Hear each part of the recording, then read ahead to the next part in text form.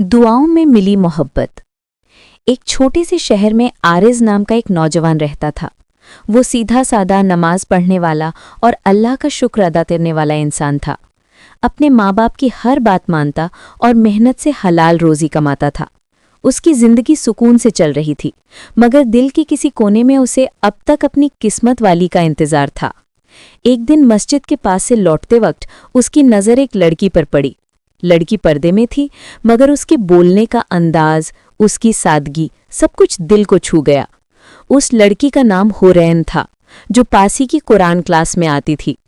आरिज ने उस दिन बस इतना कहा, या अल्लाह, अगर यही मेरी तकदीर है तो इसे हलाल तरीके से मेरी बना दे। वक्त गुजरता गया। आरिज ने कभी हुरैन से बात नहीं की, न उसे इजहार किया, बस हर नमाज में उसके लिए दुआ करता रहा।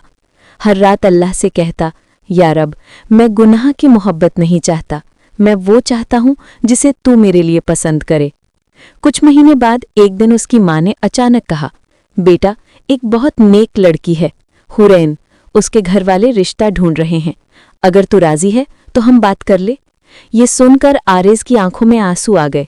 उसने सिर झुकाकर कहा, अल्हम्दुलिल्लाह, वही तो है जिसके लिए मैं दुआ कर रहा था। निकाह का दिन आया। सब कुछ सादगी और बरकत से भरा हुआ था।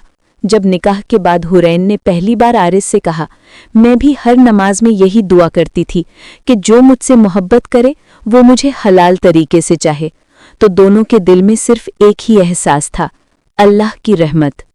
वक्त के साथ उनकी मोहब्बत और गहरी होती गई।